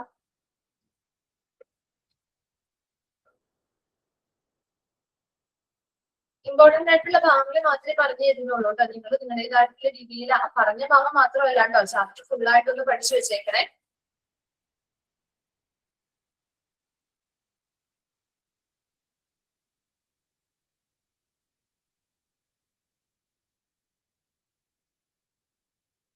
ഓക്കെ, അപ്പൊ ബ്ലഡ് ബാങ്ക് എന്താണ് എന്ന് ചോദിക്കും കേട്ടോ. ബ്ലഡ് ബാങ്ക് എന്താണെന്ന് ചോദിക്കാറുണ്ട്. അതുപോലെ ബ്ലഡ് ബാങ്കിലെ ടാസ്ക് എന്തൊക്കെയാണ്, സാധാരണയായി ബ്ലഡ് ബാങ്കിൽ ചെയ്യുന്ന ടാസ്കുകൾ എന്തൊക്കെയാണ് എന്ന് ചോദിക്കാറുണ്ട്. എന്തൊക്കെയാണ് ബ്ലഡ് ബാങ്കിൽ ചെയ്യുന്ന ടാസ്കുകൾ? എന്താണ് റിപ്ലൈ ഇല്ലാത്തത്? കളക്ഷൻ മാത്രമുള്ളോ? Processing, testing, separation and storage അല്ലെ. ഇത്രയും പ്രോസസ്സുകൾ വരുന്നുണ്ട് കേട്ടോ. അപ്പൊ അതൊന്ന് മനസ്സിലാക്കി വെക്കാം. അതുപോലെ തന്നെ നെക്സ്റ്റ്, ഒരു ആവറേജ് പേഴ്സന്റെ ബോഡിയിൽ ഓൾമോസ്റ്റ് എത്ര ലിറ്റേഴ്സ് ഓഫ് ബ്ലഡ് ഉണ്ടായിരിക്കും? 5 liters. Very good, 5 liters. Then ഒരു മെയിൻ ഫങ്ഷൻസ് ചോദിക്കാറുണ്ട് കേട്ടോ. ബ്ലഡ് ബാങ്കിന്റെ പ്രധാനപ്പെട്ട ഫങ്ഷൻസ് ഏതൊക്കെയാണെന്ന് ചോദിക്കാറുണ്ട്. ദെൻ ബ്ലഡ് ബാങ്കിന്റെ ഒരു അനുയോജ്യമായിട്ടുള്ള സ്യൂട്ടബിൾ ആയിട്ടുള്ള ലൊക്കേഷൻ ടിപ്പിക്കലി എവിടെയായിരിക്കണം വരേണ്ടത്? ഗ്രൗണ്ട് ഫ്ലോറിലാണ് കേട്ടോ, അത് നോക്കിയിരിക്കണം. അതുപോലെ നെക്സ്റ്റ് ചോദിക്കാവുന്ന ഒരു ക്വസ്റ്റ്യൻ ഓർഗനോഗ്രാമുമായി ബന്ധപ്പെട്ടാണ്. Medical director, HOD, chief blood transfusion officer, ഇങ്ങനെയുള്ള മിക്ക ചാപ്റ്റേഴ്സിലും നമ്മൾ പ്രധാനപ്പെട്ട ഡിപ്പാർട്ട്മെന്റുകൾ പഠിക്കുമ്പോൾ ഇവിടെ ആ ഒരു ഓർഗനോഗ്രാം അല്ലെങ്കിൽ അവിടുത്തെ സ്റ്റാഫിംഗ് പഠിക്കുന്നുണ്ട്. അപ്പൊ അതുമായി ബന്ധപ്പെട്ട കാര്യങ്ങൾ എന്താണ് ആരോമാക്കിട്ട് ചോദിക്കാട്ടോ. എന്തെങ്കിലുമൊക്കെ ബ്ലാങ്ക് ആയിട്ട് കൊടുത്തിട്ട് അത് ഫിൽ ചെയ്യാനായിട്ടൊക്കെ ചോദിക്കാറുണ്ട്. അതുപോലെ ടെക്നിക്കൽ സൂപ്പർവൈസറിന്റെ കീഴിൽ വരുന്ന ആളുകള്, BTOന്റെ എക്സ്പാൻഡഡ് ഫോം, ടെക്നീഷ്യന്റെ കീഴിൽ വരുന്ന ആള്, അങ്ങനെയും ചോദിക്കാം. അതോടൊപ്പം നെക്സ്റ്റ് ചോദിക്കാവുന്നത് ഏതൊക്കെ screening for current or past ഇൻഫെക്ഷൻസിന് വേണ്ടിയിട്ടാണ് നമ്മൾ ബ്ലഡ് ബാങ്കുമായി ബന്ധപ്പെട്ട് സ്ക്രീനിങ് പരിശോധന നടത്തുന്നത്? Hepatitis virus B and C പറയുന്നുണ്ട്, ഹ്യൂമൻ ഇമ്മ്യൂണോ ഡെഫിഷ്യൻസി വൈറസ് അല്ലെങ്കിൽ HIV, ട്രിപ്പോണിമ, പാരഡം അല്ലെങ്കിൽ സിഫിലിസ്. നെക്സ്റ്റ് ചോദിക്കാവുന്നത് ഈ ഭാഗം വളരെ ഇമ്പോർട്ടന്റ് ആണ്, ഒരിക്കലും സ്കിപ്പ് ചെയ്യാതെ പഠിക്കേണ്ട ഭാഗമാണ് കേട്ടോ. ബ്ലഡിന്റെ കോൺസ്റ്റിറ്റ്യൂവൻസ് ഓഫ് ബ്ലഡ്. ഏതൊക്കെയാണ് ബ്ലഡിന്റെ പ്രധാനപ്പെട്ട കമ്പോണൻസ് അല്ലെങ്കിൽ ഘടകങ്ങൾ ഏതൊക്കെയാണ്? RBC, WBC, platelets, plasma.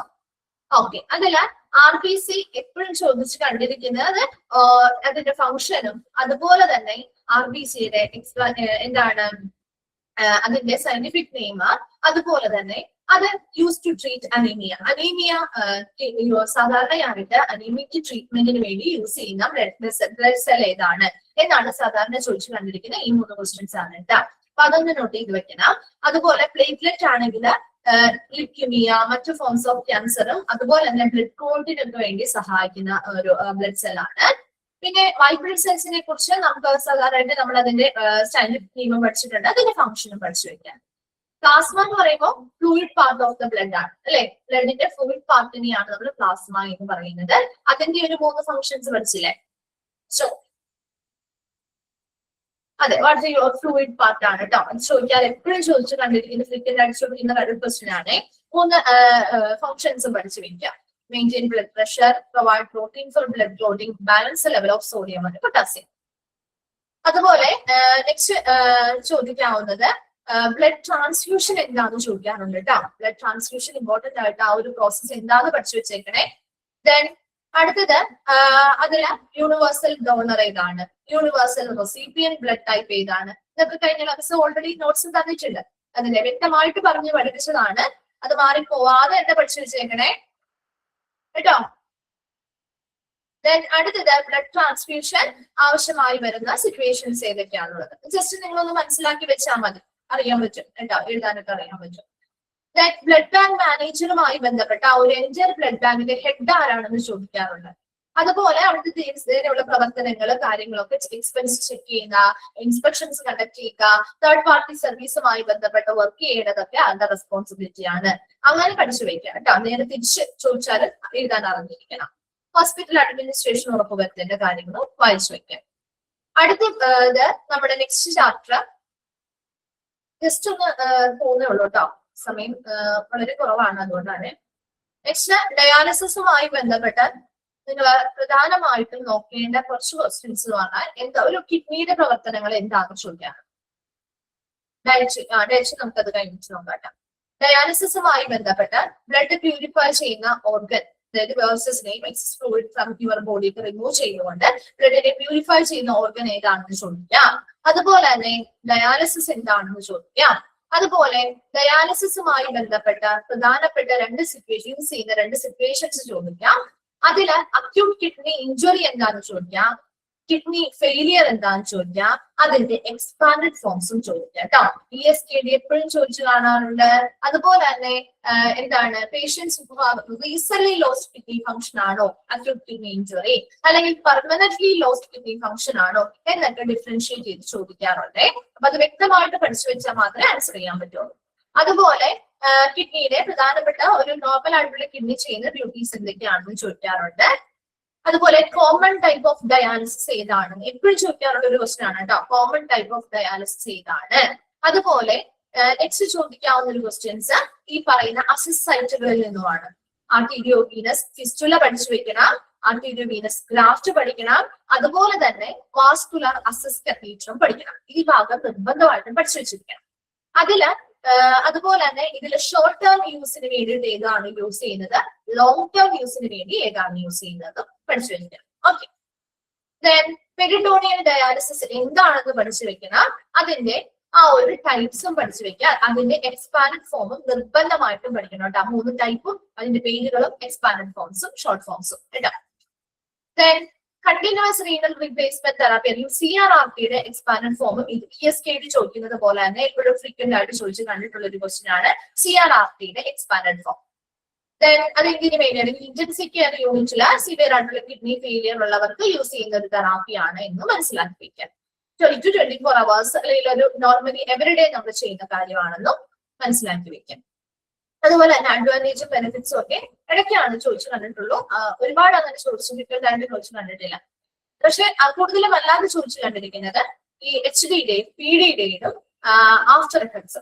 അതില് HDയിൽ ഉൾപ്പെടാതെ ഏതാണ്, അല്ലെങ്കിൽ PDയിൽ ഉൾപ്പെടാത്ത ആഫ്റ്റർ എഫക്ട് ഏതാണ് എന്നൊക്കെ ചോദിക്കാം. അപ്പൊ അതുകൊണ്ട് തന്നെ അതൊന്ന് വ്യക്തമായിട്ട് പഠിച്ചു വെച്ചേക്കണം കേട്ടോ. എക്സ്പാൻഡഡ് ഫോംസ് ഇത്, അതുപോലെ തന്നെ അക്യൂട്ട് ആൻഡ് കിഡ്നി ഫെയിലിയർ എന്താണെന്നുള്ളതിന്റെ ഡിഫറൻസ്, അതുപോലെ തന്നെ നമ്മുടെ വാസ്കുലർ സൈറ്റുകളെ കുറിച്ചും 3 ടൈപ്പ് ഓഫ് ഡയാലിസിസ് ഏതാണ്, അതിൽ ഏറ്റവും കോമൺ ആയിട്ട് യൂസ് ചെയ്യുന്നത് ഏതാണ്, അല്ലെങ്കിൽ ഹീമോ ഫിൽട്രേഷൻ എന്നറിയപ്പെടുന്നത് ഏതാണ്, അത്തരത്തിലുള്ള ക്വസ്റ്റ്യൻസ് ഒന്ന് നോട്ട് ചെയ്ത് വെക്കണേ.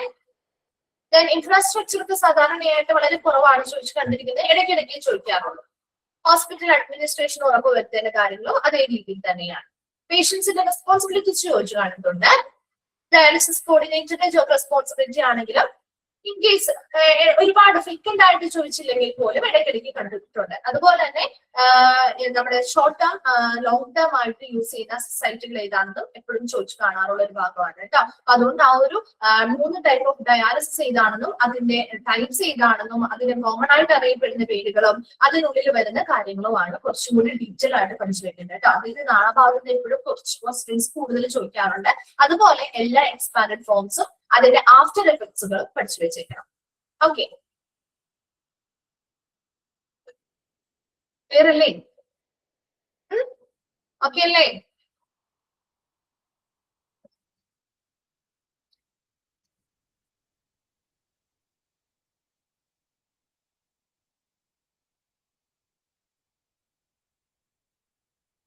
ഡയറ്ററി സർവീസ് അല്ലെങ്കിൽ ഒരു ഡിപ്പാർട്ട്മെന്റുമായി ബന്ധപ്പെട്ട് ഒരു ഡയറ്ററി സർവീസ് എന്താണെന്ന് ചോദിക്കാറുണ്ട്.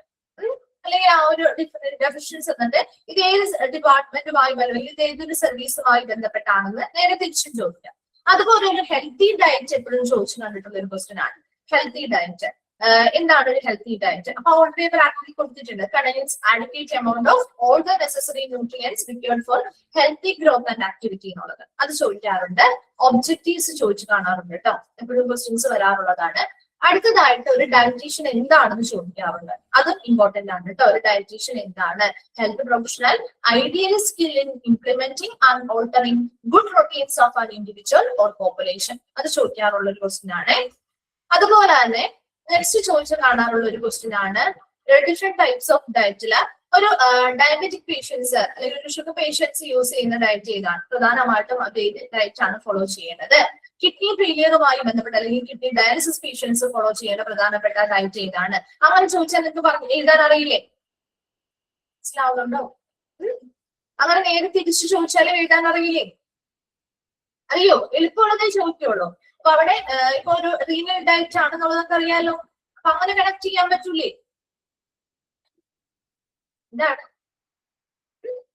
കുറവാണല്ലോ. ഓക്കെ, ശരി. അപ്പൊ അതുപോലെ ഇതിന്റെ ലൊക്കേഷൻ ചോദിക്കും, സ്റ്റാഫിംഗ് ചോദിക്കാറുണ്ട് കേട്ടോ. സ്റ്റാഫിംഗ് എപ്പോഴും ഇതിന്റെ വളരെ ചെറിയൊരു എന്താണ് ഓർഗനോഗ്രാം ആയതുകൊണ്ട് തന്നെ എപ്പോഴും ചോദിച്ചു കണ്ടിട്ടുള്ള ഒരു ഭാഗമാണ് മെഡിക്കൽ സൂപ്പറിന്റന്റ്. അത് ആ ഒരു 5-6 പേരല്ലേ ഉള്ളൂ, അത് അങ്ങനെ തന്നെ ഒന്ന് പഠിച്ചു വെച്ചേക്കണേ. Medical superintendent, chief dietician, supervisor, cook, bearer, assistant cook, cleaner. അതിലേക്ക് കുക്കും ബെയറും തമ്മിൽ നിങ്ങൾക്ക് മാറിപ്പോയില്ല. അതേസമയം മുകളിലുള്ളത് എപ്പോഴും ഒന്ന് നോക്കി വെക്കാം കേട്ടോ. മെഡിക്കൽ സൂപ്പറിന്റന്റ് ആണ് ആദ്യം വരുന്നത്. അതിന് കീഴിൽ ചീഫ് ഡയറ്റീഷ്യന്റെ കീഴിലാണ് ഡയറ്റീഷ്യൻ വരാം, അവരുടെ കീഴിലാണ് സൂപ്പർവൈസർ വരാം. ആ ഒരു ഓർഡർ അങ്ങനെ തന്നെ പഠിച്ചു വെച്ചേക്കണം. റോൾ ഓഫ് ഡയറ്റീഷ്യനില് ഇൻപേഷ്യന്റ് കാറ്ററിംഗ് എന്താണ്? ഇൻപേഷ്യന്റ് കാറ്ററിംഗിൽ പ്രധാനമായിട്ടും കൈകാര്യം ചെയ്യുന്ന provision of meals to the inpatient who are admitted in the hospital, അല്ലെ? അതാണ് അവിടെ ആ ഒരു റോൾ എന്ന് പറയുന്നത്. ഡയറ്റ് കൗൺസിലിംഗുമായി ബന്ധപ്പെട്ടോ ഔട്ട് പേഷ്യന്റ് ഡയറ്റില് ക്ലിനിക് എന്താണ് നമ്മുടെ ഔട്ട് പേഷ്യന്റ് ഡയറ്റ് ക്ലിനിക്കുകളുടെ അടിസ്ഥാനത്തിൽ കൊടുക്കുന്നതാണ്, അല്ലെ? കൊമേഴ്ഷ്യൽ കാറ്ററിംഗിൽ വരുമ്പോൾ service in the form of staff ക്യാന്റീനുകളുടെ രൂപത്തിലുള്ള സേവനങ്ങളെയാണ് നമ്മൾ കൊമേഴ്ഷ്യൽ കാറ്ററിംഗ് എന്ന് പറയുന്നത്. എഡ്യൂക്കേഷൻ, ട്രെയിനിങ് ആൻഡ് റിസർച്ചുകളും ആ 4 റോൾസും ഏതൊക്കെയാണെന്ന് പഠിച്ചു വെക്കുക. അത് എന്താണ് ആ ഒരു റോളിൽ ചെയ്യുന്നത് എന്ന് പഠിച്ചു വെക്കണം കേട്ടോ. ചോദിക്കാറുള്ള ഇമ്പോർട്ടന്റ് ആയിട്ടുള്ള ഭാഗമാണ്. ദെൻ അടുത്തത് ഫങ്ഷൻസ് ഒക്കെ നിങ്ങൾ ജസ്റ്റ് ഒന്ന് വായിച്ച് മനസ്സിലാക്കി വെച്ചാൽ മതി, എഴുതാൻ പറ്റും. അടുത്തത് പ്രോബ്ലംസും നോക്കണം കേട്ടോ. ഏതൊക്കെയാണ് പ്രധാനമായിട്ടും ഡയറ്ററി ഡിപ്പാർട്ട്മെന്റുമായി ബന്ധപ്പെട്ടുണ്ടാവുന്ന പ്രോബ്ലംസ് ഏതൊക്കെയാണെന്ന് ചോദിച്ചു കാണാറുണ്ട്. മറ്റതിനേക്കാളും കൂടുതൽ ചോദിച്ചു കണ്ടിട്ടുണ്ട് കേട്ടോ. അതൊന്ന് നോട്ട് ചെയ്ത് വെക്കണം. അതുപോലെ policies and procedures can be employed in A directory. അതും ഇടയ്ക്കിടയ്ക്ക് ചോദിച്ചു കാണാറുള്ള ക്വസ്റ്റ്യൻ ആണ്. എന്നാലും ഫ്രീക്വന്റ് ആയിട്ട് പ്രോബ്ലംസ് ചോദിക്കാറുണ്ട്. അതുപോലെ ആ 4 ഗോൾസിൽ നിന്ന് ക്വസ്റ്റ്യൻസ് വരാറുണ്ട്. അതുപോലെ ഒരു ഹെൽത്തി ഡയറ്റ് എന്താണ്, ഒരു ഒബ്ജക്റ്റീവ്സ്, ഒരു ഡയറ്ററി ഡിപ്പാർട്ട്മെന്റിന്റെ ഒബ്ജക്റ്റീവ് എന്താണ്, ഒരു ഡയറ്റീഷ്യൻ എന്താണ്, അതുപോലെ ആ ഒരു ഡിഫറെന്റ് ടൈപ്പ് ഓഫ് ഡയറ്റുകളിൽ നിന്നും അങ്ങനെയുള്ള ഭാഗത്തു നിന്നും ക്വസ്റ്റ്യൻസ്, അല്ലെങ്കിൽ ഒരു ഡയറ്ററി ഡിപ്പാർട്ട്മെന്റ് അല്ലെങ്കിൽ സർവീസ് എന്ന് പറഞ്ഞാൽ എന്താണ്, അത്തരം കാര്യങ്ങളെ കുറിച്ചാണ് പ്രധാനമായിട്ട് എപ്പോഴും ഫ്രീക്വന്റ് ആയിട്ട് ക്വസ്റ്റ്യൻസ് കണ്ടിട്ടുള്ളത്. ഈ അല്ലാത്ത മറ്റു ഭാഗങ്ങളിൽ നിന്നൊക്കെ ഇടയ്ക്കിടയ്ക്ക് മാത്രമേ ഇൻക്ലൂഡഡ് ആയില്ലേ അല്ലെങ്കിൽ ഇൻക്ലൂഡഡ് അല്ലാത്തതില്ലേ എന്ന രീതിയിലുള്ള ക്വസ്റ്റ്യൻസ് വരാറുള്ളൂ കേട്ടോ. ഇത്രയും ഭാഗങ്ങള് നിർബന്ധമായിട്ട് പഠിച്ചു വെക്കുക. അപ്പൊ നമ്മള് എല്ലാ ചാപ്റ്റേഴ്സും ജസ്റ്റ് ഒന്ന് ഓടിച്ച് കവർ ചെയ്തിട്ടുണ്ട്. ഏതെങ്കിലും ചാപ്റ്റർ സ്കിപ്പ് ആയിട്ടുണ്ടോ, പോയിട്ടുണ്ടോ? പറഞ്ഞില്ലേ എല്ലാം? പറഞ്ഞു. പ്രിപ്പയർ ചെയ്ത് തുടങ്ങിയോ? സ്റ്റാർട്ട് ചെയ്തോ? പഠിക്കാനൊക്കെ സ്റ്റാർട്ട് ചെയ്തോ? ഓക്കെ.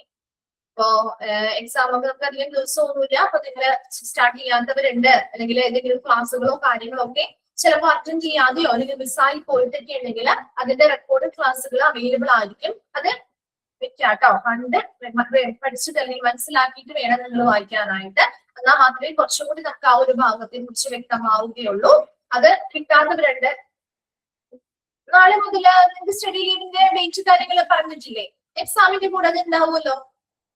ലീവ് ആണെന്നുള്ളത് എന്ന് മുതലാണ് സ്റ്റഡി ലീവ് സ്റ്റാർട്ട് ചെയ്യുന്നത് എന്നുള്ളത് പറഞ്ഞിട്ടില്ലേ? 13 to 16 അല്ലെ? ഓക്കെ. അപ്പൊ ആ ദിവസങ്ങളെല്ലാം ക്ലാസ് ഉണ്ടാവില്ല കേട്ടോ. ഇന്നതോടുകൂടി നിങ്ങളുടെ പോർഷൻസ് കംപ്ലീറ്റ് ആയി.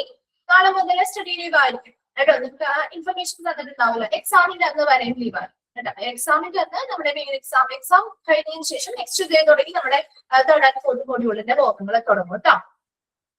ടെൻഷൻ ഒന്നും അടിക്കേണ്ട ഒരു ആവശ്യമില്ല കേട്ടോ. ടെൻഷൻ ഒന്നും അടിക്കേണ്ട. വളരെ കോമൺ പോയിന്റ് ആയിട്ട് എക്സാം അറ്റൻഡ് ചെയ്യാം. ഒന്ന് നന്നായിട്ടൊന്ന് പ്രിപ്പയർ ചെയ്ത് കഴിഞ്ഞ് എഴുതാൻ പറ്റുന്ന കാര്യമുള്ളൂ കേട്ടോ. അപ്പൊ ഫസ്റ്റ് എക്സാം ആയതുകൊണ്ടാണ് നിങ്ങൾക്ക് ടെൻഷനും കാര്യങ്ങളൊക്കെ.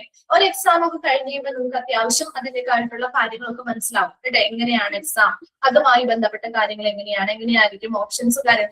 നിങ്ങൾ മോക്ക് ടെസ്റ്റ് അറ്റൻഡ് ചെയ്യുന്ന ആളുകളല്ലേ, അതുപോലെ തന്നെയാണ്. അതിൽ കുറച്ച് ക്വസ്റ്റ്യൻസ് കൂടുതലുണ്ടെന്ന് മാത്രം. ഒരു 5 മോക്ക് ടെസ്റ്റിൽ സാധാരണ ഒരു ക്ലാസ്സിലെ 5 ക്വസ്റ്റ്യൻസ് ആണ് കിട്ടുക.